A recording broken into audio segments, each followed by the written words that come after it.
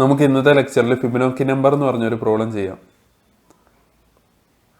Fibonacci numbers form a sequence called Fibonacci sequence such that each number is sum of two preceding ones starting from 0 and 1. Fibonacci sequence ന്റെ പ്രത്യേകത എന്താ? Each number is sum of two preceding numbers starting from 0 and 1. 0യും 1ഉം വെച്ചാണ് Fibonacci sequence start ചെയ്യുന്നത്. അത് കഴിഞ്ഞുള്ള number എന്ന് പറഞ്ഞു കഴിഞ്ഞാൽ സം ഓഫ് 0 ആൻഡ് 1 ആയിരിക്കും. അങ്ങനെ നമുക്ക് 1 എന്ന് കിട്ടി ഇവിടെ.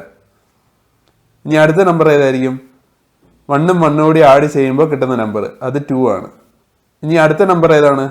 1ഉം 2ഉം കൂടെ ആഡ് ചെയ്തപ്പോൾ നമുക്ക് കിട്ടിയ നമ്പർ അത് 3 ആണ്. 2ഉം 3ഉം കൂടെ ആഡ് ചെയ്തപ്പോൾ നമുക്ക് 5 കിട്ടി. 3ഉം 5ഉം ആഡ് ചെയ്തപ്പോൾ നമുക്ക് 8 കിട്ടി. 5ഉം 8ഉം ആഡ് ചെയ്തപ്പം 13 കിട്ടി. അങ്ങനെയായിരിക്കും ഈ സീക്വൻസ് പോവുക. നമ്മളോട് പറഞ്ഞിരിക്കുന്നത് ഫൈൻഡ് nth ഫിബൊനാച്ചി നമ്പർ. ഈ സീക്വൻസിൽ വരുന്ന nth ഫിബൊനാച്ചി നമ്പർ ആണ് നമ്മളോട് കണ്ടുപിടിക്കാൻ പറഞ്ഞിരിക്കുന്നത്. ഇൻപുട്ട് n ഈക്വൽ ടു 0 ആകുമ്പോൾ 0th ഫിബൊനാച്ചി നമ്പർ എന്ന് പറഞ്ഞാൽ 0 തന്നെയാണ്. n ഈക്വൽ ടു 3 ആയപ്പോൾ 0 1 2 3 3 ആയപ്പം 2 ആണ് ഔട്ട്പുട്ടിൽ വരുന്നത്. n ഈക്വൽ ടു 6 ആയപ്പോഴോ 0 1 2 3 4 5 6 8 ആണ് ഔട്ട്പുട്ടിൽ വരുന്നത്. നമുക്ക് ഫിബൊനാച്ചി നമ്പേഴ്സിന്റെ സീക്വൻസ് കൺസ്ട്രക്ഷൻ ഒന്നുകൂടി നോക്കാം. n ഈക്വൽ ടു 0 ആയപ്പോൾ നമുക്ക് 0th ഫിബൊനാച്ചി നമ്പർ കിട്ടി, അത് 0 ആയിരുന്നു. n ഈക്വൽ ടു 1 ആയപ്പോൾ ഫസ്റ്റ് ഫിബൊനാച്ചി നമ്പർ കിട്ടി, അത് 1 ആയിരുന്നു. ഇനി n ഈക്വൽ ടു 2 ആയപ്പോൾ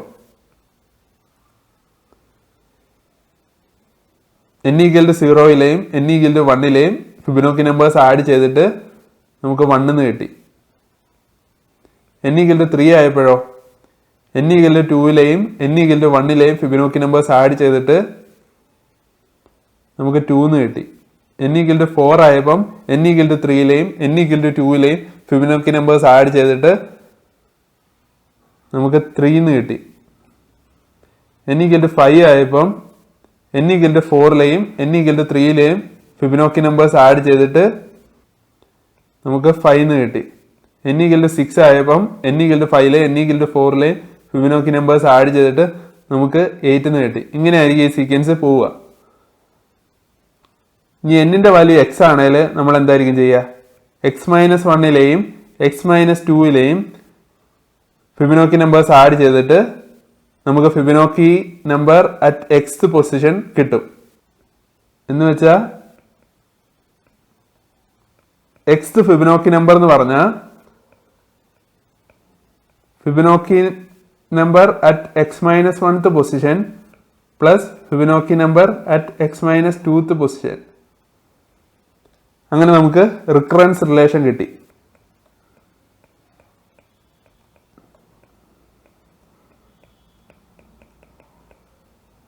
ഈ ഇക്വേഷൻ വാലിഡ് അല്ലാത്ത കേസിനെയാണ് നമ്മൾ ബേസ് കേസ് എന്ന് പറയുക. ഇവിടെ ബേസ് കേസ് ഏതാണ്? എക്സിന്റെ വാല്യൂ 0 ആകുമ്പോഴും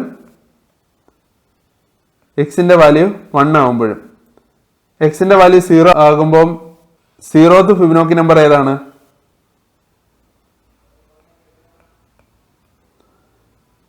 എക്സിന്റെ വാല്യൂ 0 ആകുമ്പോൾ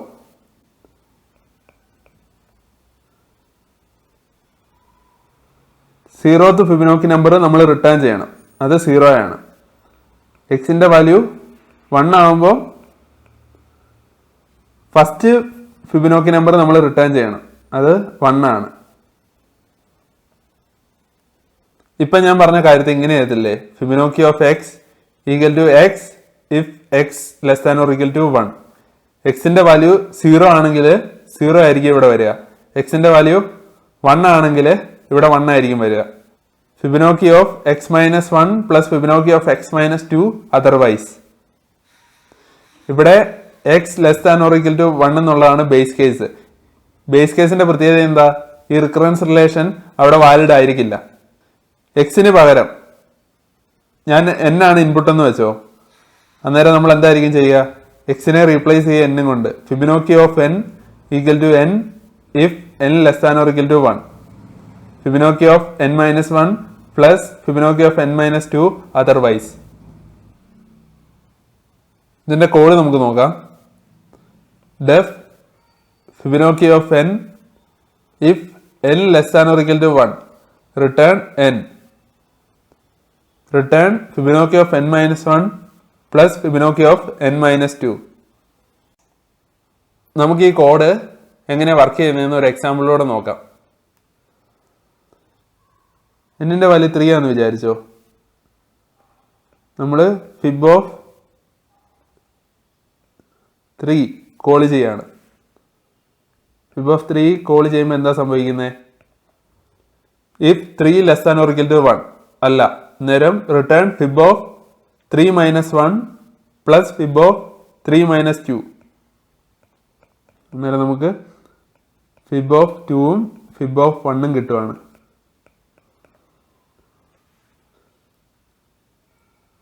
ഇനി നമുക്ക് ഫിബ് ഓഫ് 2 ഉള്ളത്. If 2 less than or equal to 1 അല്ല, return fib of 2 minus 1 plus fib of 2 minus 2 എന്ന് വെച്ചാൽ ഫിബ് ഓഫ് 1ഉം ഫിബ് ഓഫ് 0യും. ഇനി ഫിബ് ഓഫ് 1ൽ നമ്മൾ നിൽക്കുകയാണ്. ഫിബ് ഓഫ് 1ൽ എന്താ സംഭവിക്കുന്നത്? If 1 less than or equal to 1 return 1. ഇവിടുന്ന് 1 റിട്ടേൺ ചെയ്യും. Fib of 0. ഫിബ് ഓഫ് 0 എന്ന് പറഞ്ഞാൽ if 0 less than or equal to 1 ഇവിടുന്ന് 0 റിട്ടേൺ ചെയ്യും. ഇപ്പം നമുക്ക് ഫിബ് ഓഫ് 1ഉം ഫിബ് ഓഫ് 0യും ഉണ്ട്. അന്നേരം നമുക്ക് ഫിബ് ഓഫ് 2 കണ്ടുപിടിക്കാമല്ലോ. Return fib of 1 plus fib of 0. അങ്ങനെ നമുക്ക് 1 കിട്ടുകയാണ്. 1 ഇവിടുന്ന് മുകളിലോട്ട് റിട്ടേൺ ചെയ്തു. ഇനി ഇവിടെ ഫിബ് ഓഫ് 1 ഉണ്ട്. ഫിബ് ഓഫ് 1 എന്തായിരുന്നു ചെയ്യുക? If 1 less than or equal to 1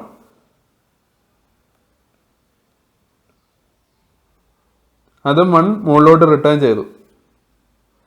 ഇനി ഫിബ് ഓഫ് 3 എന്തായിരുന്നു ചെയ്യുക? ഈ രണ്ട് 1നെയും സം ചെയ്യും. അങ്ങനെ നമുക്ക് ഫിബ് ഓഫ് 3 2 എന്ന് കിട്ടി. നമ്മൾ നേരത്തെ വരച്ച ഈ സ്ട്രക്ചറിനെ ഇല്ലേ റിക്കർഷൻ ട്രീ എന്ന് പറയും.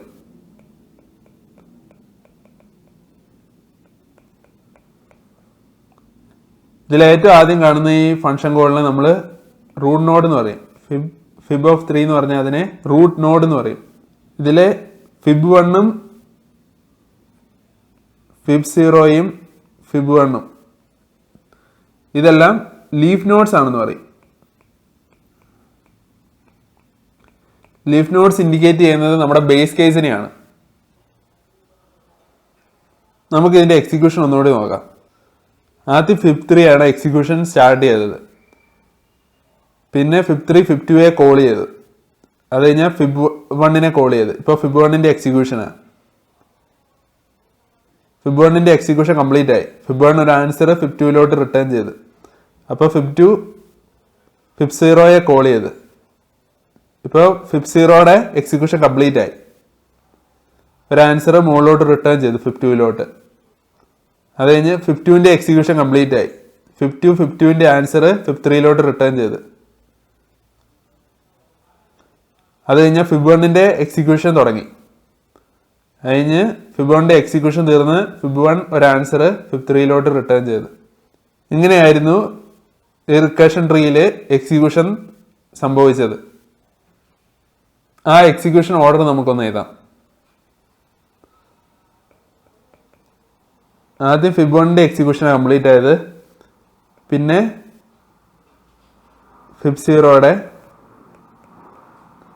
പിന്നെ ഫിബ് 2ന്റെ, പിന്നെ ഈ ഫിബ് 1ന്റെ, പിന്നെ ഫിബ് 3യുടെ.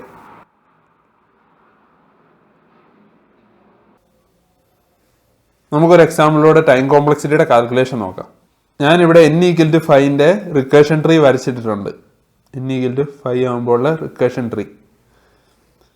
ഈ ഫിബ് 4നെയും ഫിബ് 3നെയും ഫിബ് 5ന്റെ ചിൽഡ്രൻ ആണെന്ന് പറയാം. ഫിബ് 4നെയും ഫിബ് 3യെ ഫിബ് 2ന്റെ ചിൽഡ്രൻ ആണെന്ന് പറയാം. ചിൽഡ്രൻ ഫിബ് 2ന്റെ ചിൽഡ്രൻ ഏതൊക്കെയാണ്? ഈ ഫിബ് 2ന്റെ ചിൽഡ്രൻ ഏതൊക്കെയാണ്? ഫിബ് 1ഉം ഫിബ് 0യും. ഈ ഫിബ് 3യുടെ ചിൽഡ്രനോ?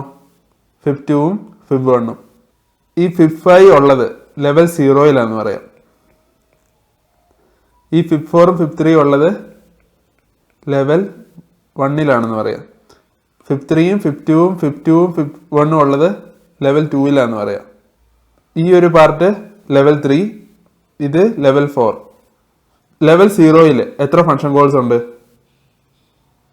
ഒറ്റൊരു ഫംഗ്ഷൻ കോൾ അല്ലേ ഉള്ളൂ. ലെവൽ 1-ലോ 2 ഫംഗ്ഷൻ കോൾ. ലെവൽ 2-ൽ 4 ഫംഗ്ഷൻ കോൾ ഉണ്ട്. ലെവൽ 3-ൽ 1, 2, 3, 4, 5, 6. ഇവിടെ ഈ ഫിബ് 1-ന് 2 ഫംഗ്ഷൻ കോൾ ഉണ്ടെന്ന് നമ്മൾ അസ്യൂം ചെയ്യും. നമ്മൾ ഒരു അപ്രോക്സിമേഷൻ മെത്തേഡാണ് ടൈം കോംപ്ലക്സിറ്റിക്ക് ഉപയോഗിക്കുന്നത്. അന്നേരം ഈ ഫിബ് 1-നും 2 ചിൽഡ്രൻ ഉണ്ടെന്ന് നമ്മൾ അസ്യൂം ചെയ്യുന്നു. അന്നേരം നമുക്ക് 8 കിട്ടുന്നു. ഇവിടെ ഈ ലാസ്റ്റ് ലെവൽ 4, ലെവൽ 4-ന് ഓൾമോസ്റ്റ് ഡബിൾ ദ ചിൽഡ്രൻ ഉണ്ടെന്ന് നമ്മൾ അസ്യൂം ചെയ്യുന്നു.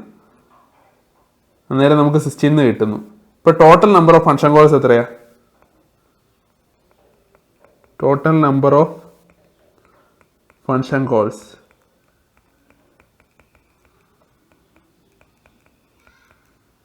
+1 + 2 + 4 + 8 + 16 അല്ലേ? ഈ 1-നെ ഞാൻ 2⁻0 എന്ന് എഴുതാണ്. 2-നെ ഞാൻ 2⁻1 എന്ന് എഴുതാണ്. 4-നെ ഞാൻ 2² എന്ന് എഴുതാണ്. 8-നെ ഞാൻ 2³ എന്ന് എഴുതാണ്. 16-നെ ഞാൻ 2⁻4 എന്ന് എഴുതാണ്. നേരം 2⁻0 + 2⁻1 + 2² + 2³ + 2⁻4 ആയിരുന്നു n = 5-ന്. n = 5-ന്റെ ഫംഗ്ഷൻ കോളിന് total number of function calls എന്ന് പറഞ്ഞാൽ 2⁻0 + 2⁻1 + 2⁻2 + 2⁻3 + 2⁻4 ആയിരുന്നു. ഞാൻ ജനറിക് ആയിട്ട് ഒരു n എടുത്തേക്കാണ്. എന്ന് വെച്ചാൽ n-ന്റെ വാല്യൂ എന്തോ ആവല്ലോ. അന്നേരം n-ന് എത്ര ഫംഗ്ഷൻ കോൾസ് ഉണ്ടായിരിക്കും? 2⁻0 + 2⁻1 + 2⁻2 + 2⁻3 + up to 2⁻n-1. ഇവിടെ n-ന്റെ വാല്യൂ 5 ആയിട്ട് നിങ്ങൾ സബ്സ്റ്റിറ്റ്യൂട്ട് ചെയ്ത് കഴിഞ്ഞാൽ നിങ്ങൾക്ക് ഈ മുകളിലത്തെ സം കിട്ടും. 2⁻0 + 2⁻1 + 2⁻2 + 2⁻3 + 2⁻4. നമ്മൾ ജനറിക് ആയ ഒരു n-ന്റെ കേസാണ് ഇവിടെ എടുത്തത്.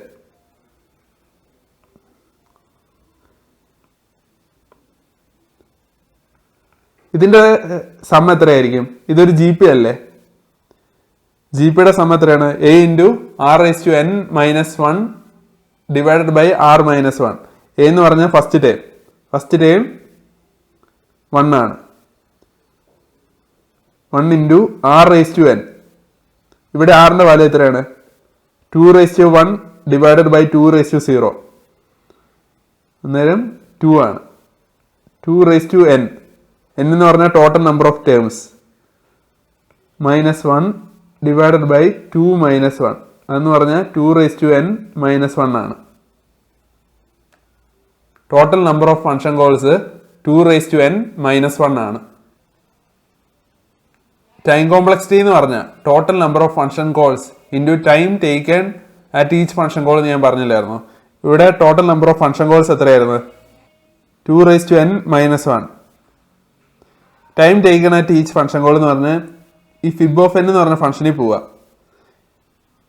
റിക്കേഴ്സീവ് ഫംഗ്ഷൻ കോൾസ് അല്ലാണ്ട് എടുക്കുന്ന ടൈം. ഇവിടെ ഒരു കണ്ടീഷൻ ചെക്കേ ഉള്ളൂ. പിന്നെ ഇവിടെ ഒരു അഡീഷനും പിന്നെ 2 റിട്ടേൺ സ്റ്റേറ്റ്മെന്റ്സും ഉള്ളൂ. അതെല്ലാം ഓർഡർ ഓഫ് 1 ടൈം എടുക്കത്തുള്ളൂ. അതുകൊണ്ട് ഇൻറ്റു ഓർഡർ ഓഫ് 1. അങ്ങനെ നമുക്ക് ഓർഡർ ഓഫ് 2⁻n-1 എന്ന് കിട്ടും. അങ്ങനെ order of 2⁻n. Space complexity order of n ആണ്. സ്പേസ് കോംപ്ലക്സിറ്റി എങ്ങനെ കാൽക്കുലേറ്റ് ചെയ്യുന്നതെന്ന് ഞാൻ അടുത്ത സ്ലൈഡിൽ പറയാം. സ്പേസ് കോംപ്ലക്സിറ്റി എന്ന് പറഞ്ഞാൽ number of function calls in longest path എന്ന് നമുക്ക് പറയാം. ഇവിടുത്തെ പാത്തുകൾ ജസ്റ്റ് ഒന്ന് നമുക്ക് നോക്കാം.